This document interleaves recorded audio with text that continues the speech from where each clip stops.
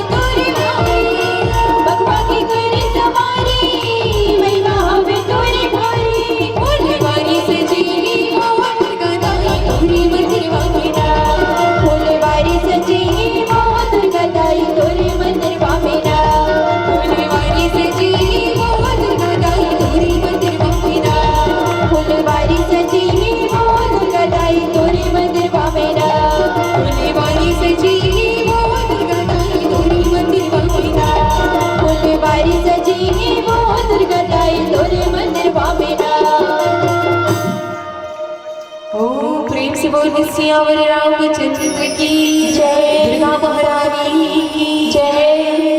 वंदे विदेह तरिया पद पूर्णेकम केशौर सौरभ समाहित योग चित्तम हंत्र भद्र ताप मनिस मुनि हंस से सन्मानि सानी परितीत पराग पुंज नीला कुज श्यामल कोमलांगम सीता समारोपित मम भागम बाणामहाशायक चारु चापम नमामि रामं रघुवंशनाथम अतुलित बलधामं हिमशरावदेवं दर्शोत्कृष्टानं ज्ञानी नामाग्रगण्यं सकल गुणनिधानमर राणावधीशं रघुपति प्रियभक्तं पादचातं नमामि रघुपति प्रियभक्तं पादचातं नमामि लखन सिया रामचंद्र कर हरि ओम।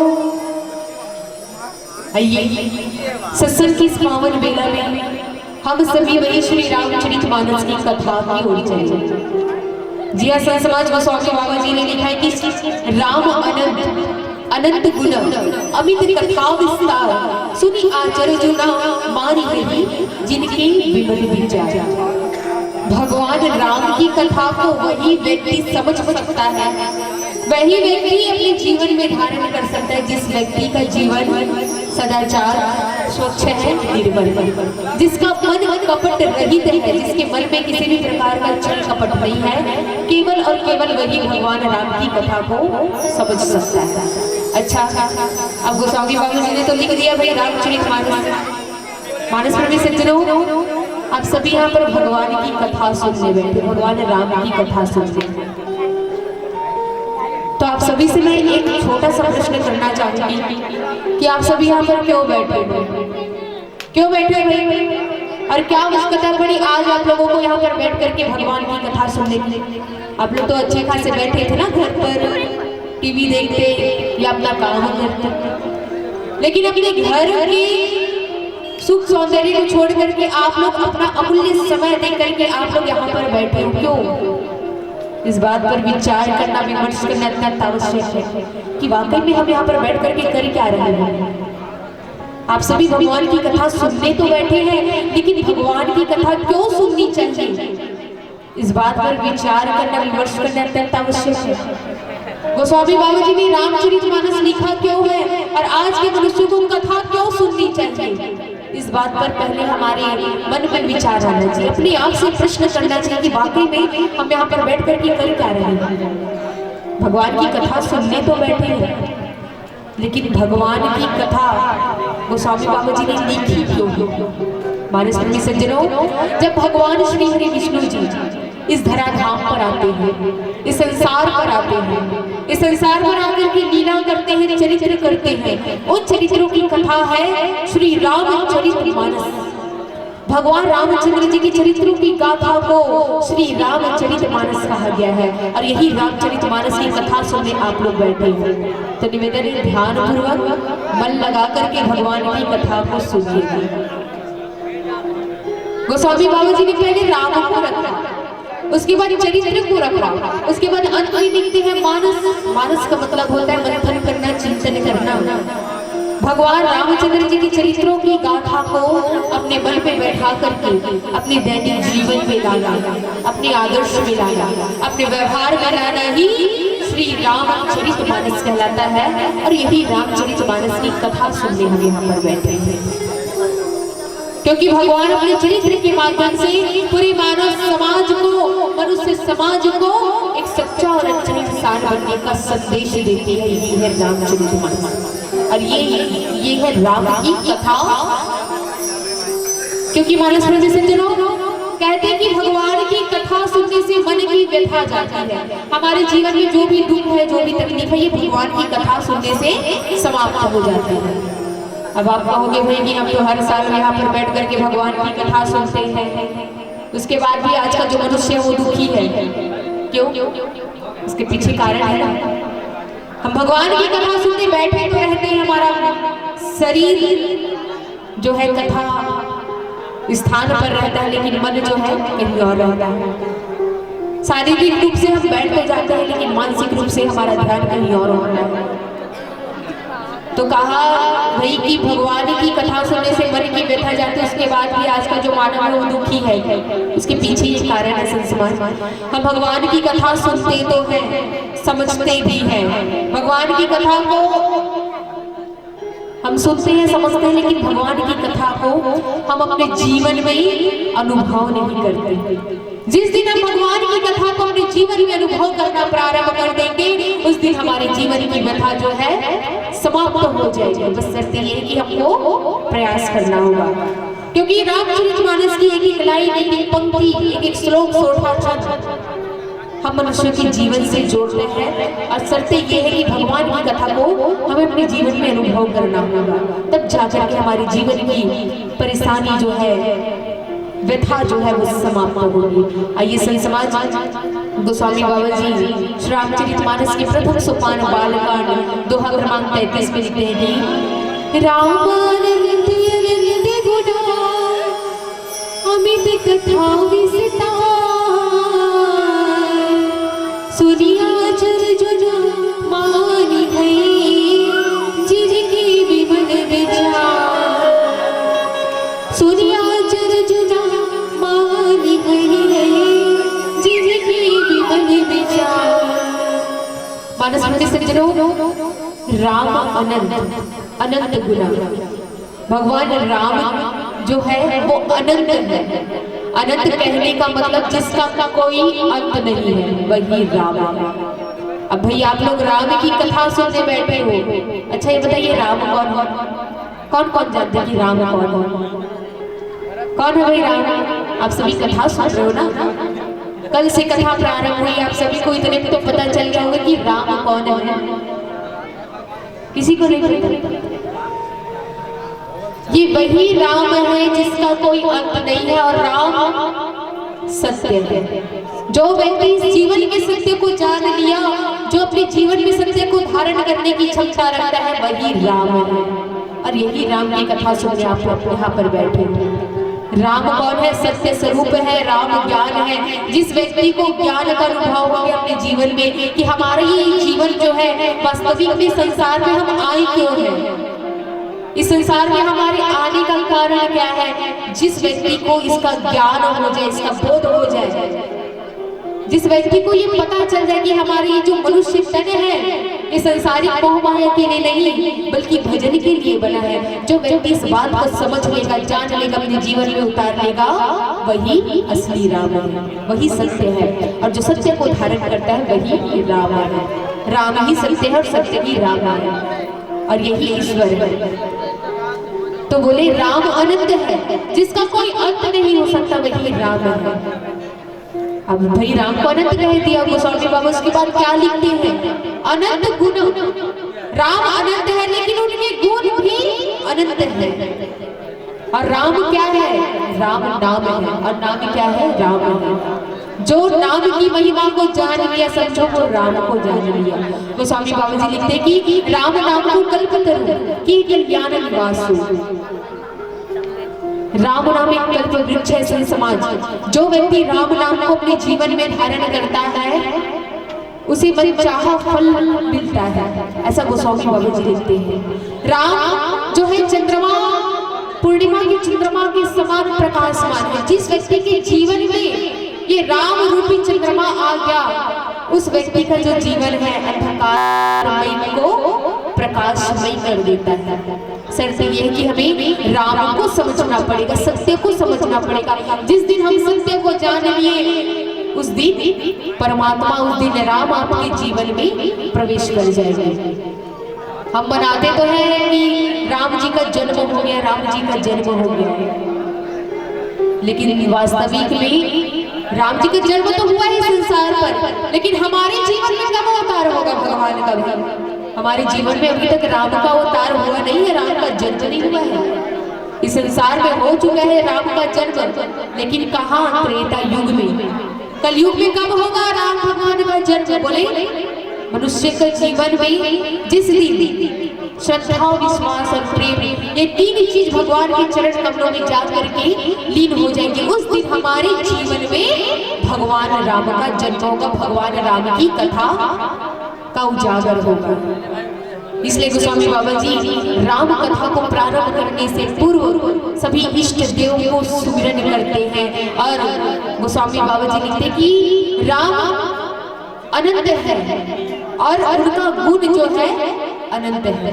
राम कथा अनंत, हरि कथा अनंत। तो ये भगवान राम जो है अनंत है, जिसका कोई अंत नहीं हो सकता। और बस शर्त ये है कि हमें राम को जानना पड़ेगा, अपने जीवन में राम को धारण करना पड़ेगा। राम मतलब सत्य। हम सामान्य तौर पर भगवान राम को राम के नाम से जानते हैं, भगवान राम के नाम से जानते हैं। अध्यात्म के क्षेत्र में जब आप जाओगे ना, तो यही राम को आप ज्ञान के नाम से जानोगे। और यही राम जो है सत्य है। जिस दिन हमको ज्ञान हो जाएगा कि वाकई में हमारा ये शरीर किस लिए बना है, हमारा ये कान जो है किस लिए बनाया है भगवान ने, हमारी आंखें किस लिए बनाई है, हमारा मुंह किस लिए बनाया भगवान ने, इस बात का जिस दिन हमको बोध हो जाएगा ना, उस दिन हमारे अंदर में ज्ञान की प्राप्ति होगी। और जिस दिन आपको ज्ञान की प्राप्ति होगी, उस दिन आपको राम की भी प्राप्ति हो जाएगी, सत्य की प्राप्ति होगी। भगवान की कथा आपको सुनने मिलेगा, क्योंकि भगवान अनंत है, उनके गुण अनंत है। उनके गुणों की चर्चा तो बड़े बड़े संत महात्मा ज्ञानी लोग कहते हैं, नेति नेति कह करके बखान करते हैं। अरे यदि हम जीवन भर में राम की कथा को गाए ना, तो भी समाप्त नहीं होगी। कितने से भी कितने बड़े पंडित को बुला लो, आप दिन रात उनको बैठ करके भगवान की कथा कहने को कहना। राम की कथा अनंत है, उनका कोई अंत नहीं है। इतनी विस्तार, इतनी गहराई है राम कथा में, जिसको सुन करके बोले कि राम की कथा जो सुनेगा वो भवसागर से पार हो जाएगा। भगवान राम की कथा को अमर गाथा कहा गया है। ये वही राम कथा जिसे अमर कथा के नाम से जानते हैं। तो आप सभी बड़े सौभाग्यशाली हो कि आज आप सभी यहाँ पर बैठ करके भगवान की अमर गाथा का रसपान कर रहे हो। निश्चित ही आपका जो जीवन है वो भवसागर से पार होगा। ये सही समझ आगे क्या गोस्वामी बाबा जी राम कथा के बारे में विस्तार पूर्वक कहते हैं।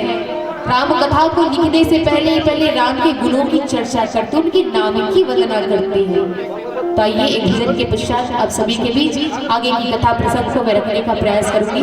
प्रेम से बोलिए सियावर रामचंद्र की जय।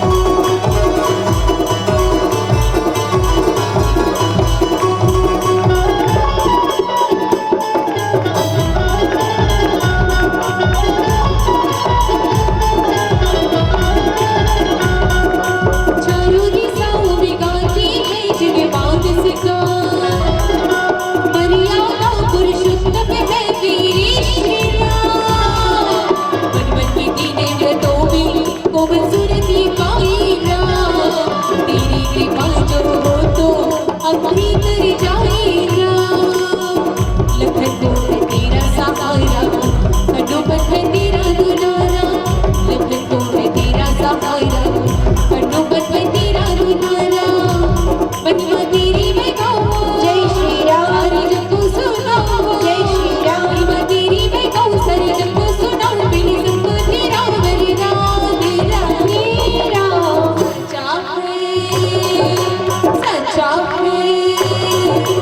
सच्चा है कि तेरा ही दरबार मेरा नित्य दुखियों की सुनती हो पुकारना मेरा सच्चा है कि तेरा ही दरबार नित्य दुखियों की सुनते हो पुकारना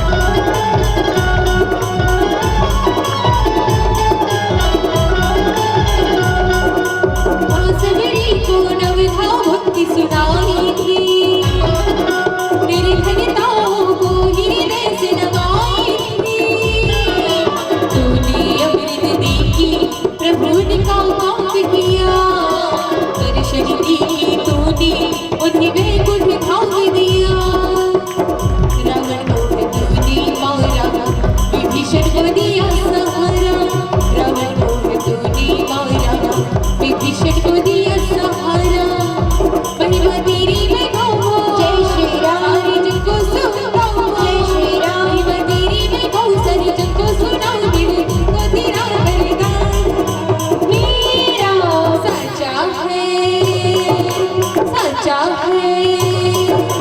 सच्चा है कि तेरा ही दरबार मेरा नित्य दुखियों की सुनते हो पुकारना मेरा सच्चा है कि तेरा ही दरबार नित्य दुखियों की सुनते हो पुकारना मेरा सच्चा है कि तेरा ही दरबार नित्य दुखियों की सुनते हो पुकारना मेरा सच्चा है कि तेरा ही दरबार नित्य दुखियों की सुनते हो पुकारना सच्चा है कि तेरा ही दरबार नित्य दुखियों की सुनते हो पुकारना प्रेम से बोले साचे दरबार की जय सियावर रामचंद्र की जय। बालसुनी सज्जनों गोस्वामी बाबा जी लिखते हैं कि राम अनंत है उनकी गुण अनंत है और उनकी कथा जो है अनंत है। जो व्यक्ति का मन निर्मल है स्वच्छ है कहते हैं ना कि जिस व्यक्ति का मन जो है निर्मल है स्वच्छ है जिसके मन में कोई कपट नहीं है जिसके मन में कोई छल नहीं है जिसके मन में कोई पाप नहीं है वो व्यक्ति जो है भगवान की कथा को समझता है। वो व्यक्ति भगवान की कथा को सुन करके कभी भगवान की कथा पर संदेह नहीं करता है। याद रखना कभी भी आप भगवान की कथा सुनने बैठे हो ना तो कभी भी भगवान की कथा पर तर्क वितर्क मत करना। तर्क वितर्क करने से जीवन जो है वो पतन होता है। खास करके भगवान की कथा पर भगवान की कथा पर जो तर्क वितर्क करता है ना उस मनुष्य का जीवन वो जीवन नहीं है। भगवान की कथा पर कभी तर्क वितर्क मत करो होगा वही जो भगवान ने रचा है। गोस्वामी बाबा जी अरण्य कांड में लिखते हैं कि उमा दारू ज्योतिष की नाई सभी नचावत राम को सही। भगवान इस संसार को हम सबको कठपुतली बनाकर अपनी उंगलियों की सारों पर नचाते हैं। जैसा नाचने को कहते वैसा नाच हम नाचते हैं। क्यों? क्योंकि भगवान की लीला है, भगवान की माया है। और भगवान की कथा तो विस्तार से आगे गोस्वामी बाबा जी लिखने के पहले सब मनुष्यों को सावधान कर रहे हैं कि हे तात, यदि भगवान की कथा सुनने बैठे हो तो मन लगा करके, ध्यान लगा करके अपने मन में कोई पाप, कोई छल कपट मत रखो। पवित्र करके अपने मन को पवित्र करके भगवान की कथा सुनो, जिससे आपके मन में किसी भी प्रकार का संदेह नहीं जागृत होगा। आपका मन यदि आपका मन यदि पवित्र है, निर्मल है, तो भगवान की कथा पर आश्चर्यचकित आप लोगों को कोई आश्चर्य नहीं लगेगा। आप सभी को पता होगा कि माता सती जी जब अगस्त्य ऋषि जी के आश्रम में जाती है ना भगवान की कथा को सुनने के लिए भगवान शंकर जी के साथ, तो अगस्त्य ऋषि जी के जब आश्रम में जाती है ना माता सती जी, तो वो कथा सुनने के लिए बैठे रहती है। लेकिन माता सती जी का मन जो है कथा में नहीं लग पाता। माता सती जी कथा को ध्यान पूर्वक नहीं सुने रहती। तो मानस में सज्जनों, माता सती जी का यदि सती को आप उल्टा पढ़ोगे तो उसका उल्टा होता है 30 का आधा होता है 15 और 15 का आधा होता है 7.5। माता सती जी के जीवन में 7.5 सदी समा गई थी, जिसके कारण उनका मन जो है भ्रमित हो गया था, जिसके कारण वो अपने मन को भगवान की कथा में नहीं लगा पा रहे थे। और सभी को पता है कि माता सती जी जो है, भगवान शंकर जी माता सती जी का त्याग कर देते हैं। भगवान शंकर जी के त्याग के पश्चात माता सती जी भगवान से प्रार्थना करती कि प्रभु आपने मुझे अब तक जीवित क्यों रखा, मैं इस देह में भगवान शंकर से अब कोई संबंध बना करके नहीं रख सकती, भगवान ने मेरा त्याग कर दिया। कथा ना सुनने का परिणाम माता सती जी को अपने पति से उनका संबंध टूट जाता है। बताइए इतना दुष्परिणाम है। माता सती जी का मन कथा में नहीं लग पाता, कथा नहीं सुन पाती। भगवान शंकर जी समझाते हैं माता सती को कि देखो सती, ये दोनों राजकुमार जो चल रहे हैं ना, ये दशरथ पुत्र राम और लक्ष्मण है। लेकिन माता सती जी तो कथा ही नहीं सुनती, उनको भगवान की कथा समझ में ही नहीं आती। माता सती जी बताइए कौन है? आदि शक्ति है। आदि शक्ति के मन में मोह उत्पन्न हो गया था और ये भगवान की लीला है। भगवान शंकर जी के समझाने के बाद भी माता सती जी नहीं समझ पा रही थी। भगवान शंकर जी मन में विचार करते हैं कि शायद ये हरि की प्रबल इच्छा जिसके कारण मेरे वचनों को सती जो है समझ नहीं पा रही है।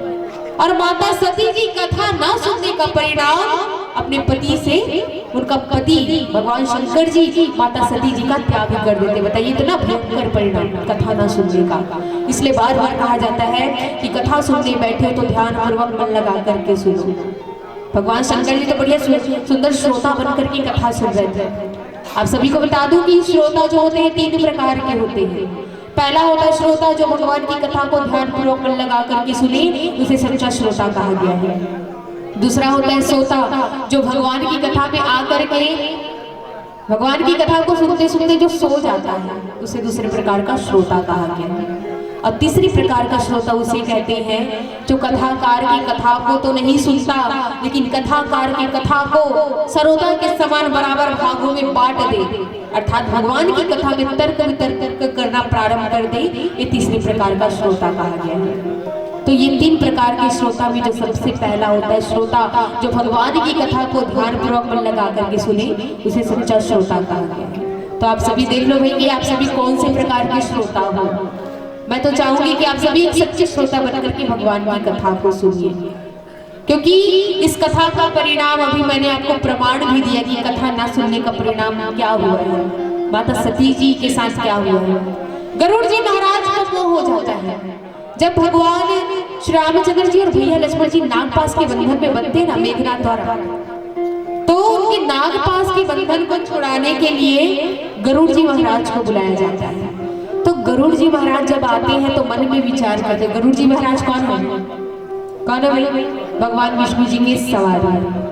भगवान विष्णु जी जिस पर सवार करते हैं ना, ये वही गरुड़ जी महाराज है। और गरुड़ जी महाराज आते हैं, देखते हैं कि भगवान जो है नागपाश के बंधन पर बंधे हैं। तो गरुड़ जी महाराज को मोह हो जाता है, मन में विचार करते हैं अरे ये परमात्मा है, ये तो भगवान है, फिर कैसे ये नागपाश के बंधन से आज अपने आप को छुटकारा नहीं छुटकारा इसके नागपाश से अपने आप को छोड़ नहीं पा रहा है। गरुड़ जी महाराज को थोड़ा अहंकार आ जाता है अपने अंदर कि यदि परमात्मा है तो ये नागपाश के बंधन में बंधा कैसे? गरुड़ जी महाराज को अहंकार आ जाता है, मोह हो जाता है, तो अपने मोह का निवारण करने के लिए वो काकभुसुंडी जी के पास जाते हैं। काकभुसुंडी जी जो है नीलगिरी पर्वत पर रहते हैं। तो गरुड़ जी महाराज अपनी शंका का समाधान करने के लिए भगवान की कथा सुनने के लिए, देखिए कथा सुनने के लिए वो कहाँ जाते हैं, बहुत तलाश करते हैं कि मैं किनसे जाकर के कथा सुनो। बताइए, एक कौवा जो है राम कथा को सुना करके गरुड़ जी महाराज के संदेह को दूर करता है। यही वही कथा है भाई, ये राम कथा के माध्यम से काकभुसुंडी जी महाराज जो है नीलगिरी पर्वत पर बैठ करके गरुड़ जी महाराज को, जिसे हम कर्मघाट की कथा कहते हैं, ये कर्मघाट की कथा है, क्षमा कर्मघाट की कथा है, जिसे काकभुसुंडी जी महाराज जो है गरुड़ जी महाराज को सुनाते हैं। क्षमा कीजिएगा, ये भक्ति घाट की कथा है। भक्ति घाट में काकभुसुंडी जी महाराज जो है गरुड़ जी महाराज को कथा सुनाते और उनके मोह का निवारण करते हैं। तो यदि आपके जीवन में, मनुष्य के जीवन में यदि किसी भी प्रकार का संदेह हो ना, किसी भी प्रकार की शंका हो भगवान की कथा को सुन करके, तो भगवान की कथा में कहते हैं कि रामचरितमानस का तोड़ सिर्फ और सिर्फ रामचरितमानस में है। यदि मनुष्य के जीवन में किसी भी प्रकार का शंका आ जाए, संदेह आ जाए, तो उसका निवारण बोले क्या है? राम कथा। भगवान की कथा को यदि आप विस्तार से सुनेंगे, समझेंगे, तो आपकी मोह का निवारण होगा, आपकी शंका का निवारण होगा। आगे गोस्वामी बाबा जी लिखते हैं कि यही विधि सब संशय करी दूरी, सिर धरी गुरुपद पंकज धूरी। भगवान की कथा को सुनने से किसी भी प्रकार का संदेह नहीं होता। हमारे मन में जो भी संदेह वो भगवान की कथा को सुन करके समाप्त हो जाती है। गोस्वामी बाबा जी आगे लिखते कि सिर धरी गुरुपद पंकज धूरी, मैं भगवान श्री रामचंद्र जी के चरण कमल के रज की धूल को अपने मस्तक पर लगा करके उनकी वंदना करता हूँ। बताइए, जिनके चरण कमल के रज में, रज मतलब होता है धूल, भगवान रामचंद्र जी के चरण कमल की रज की वंदना करते हैं गोस्वामी बाबा जी। ऐसा कोई भी व्यक्ति नहीं है जिसे गोस्वामी बाबा जी ने वंदना करना नहीं छोड़ा होगा। सबकी वंदना करते, यहाँ तक कि धूल की वंदना कर दी आज गोस्वामी बाबा जी।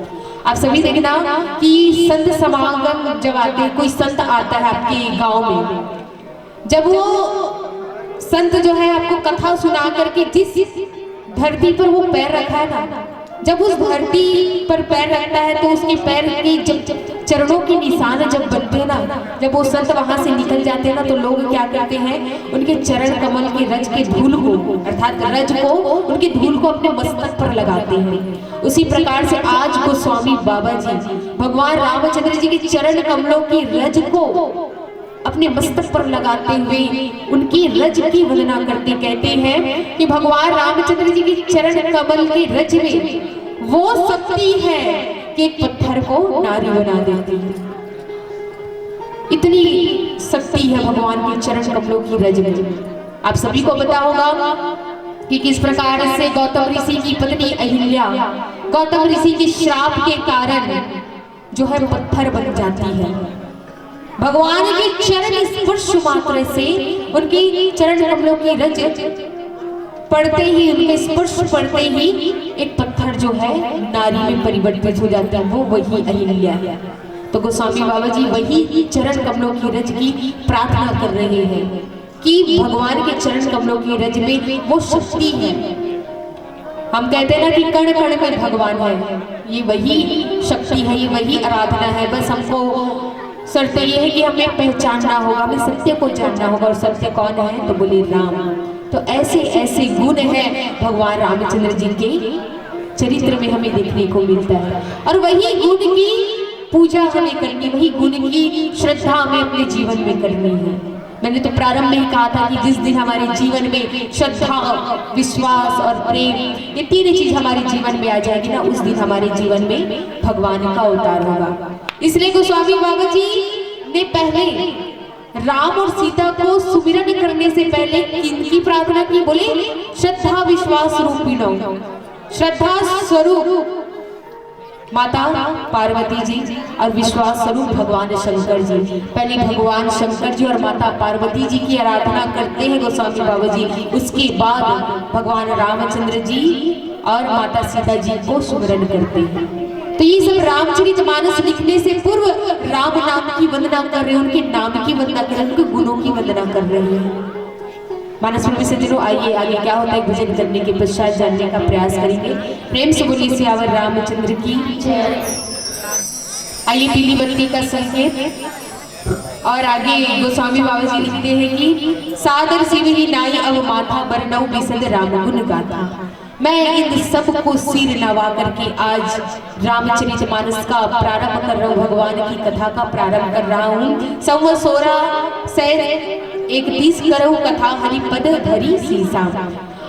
गोस्वामी बाबा जी कहते हैं कि अब मैं आदर पूर्वक भगवान शंकर जी, देखिए मैंने प्रारंभ में कहा था कि पहले श्रद्धा और विश्वास का सुमिरन करते हैं, उनको प्रार्थना करते हैं, सिर नवाते हैं। उसके बाद ही आज भगवान शंकर जी को दोनों हाथ जोड़ करके उनकी प्रार्थना कर रहे हैं और कहते हैं कि आज संवत 1631 में इस कथा का आरंभ करता हूँ। आप सभी को पता होगा कि 1621 में आज ये राम कथा लिखना प्रारंभ करते हैं गोस्वामी बाबा जी। तो प्रेम से बोलिए सियावर रामचंद्र की। पीली बत्ती का संकेत है अंतिम 5 मिनट से। आइए एक अंतिम भजन के साथ आप सभी से हम विदा लेंगे। प्रेम से बोलिए सियावर रामचंद्र की जय।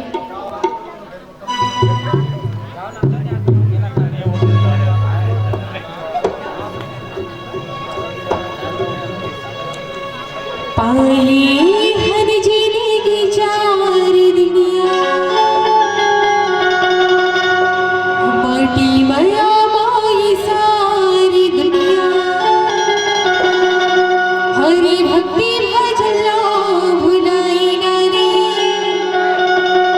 मोह माया मामला मिलाई नारी। मोह माया मामला मिलाई नारी। सिया राम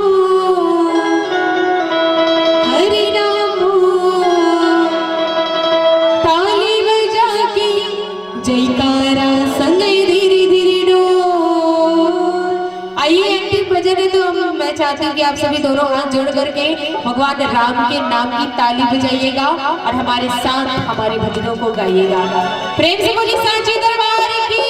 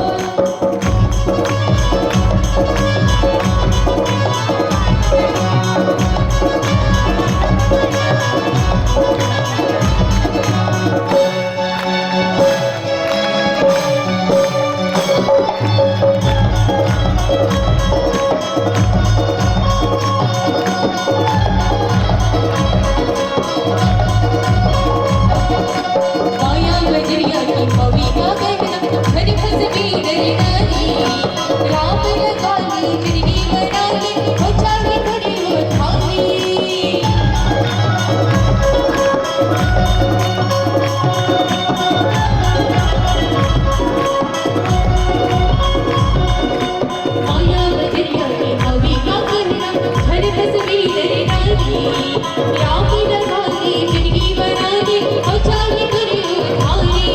दुनिया की काम निकाला है काम, दुनिया की काम निकाला है काम, सब लोग भुला के दे हरि नाम हो। अब आप बने निवेदन मैं गाऊं सिया राम बोल, तो आपका पीछे से गाना है सिया राम बोल। तैयार हो नहीं? तैयार हो नहीं? माता बोल रही आवाज नहीं आज भाई, निवेदन है तैयार हो नहीं?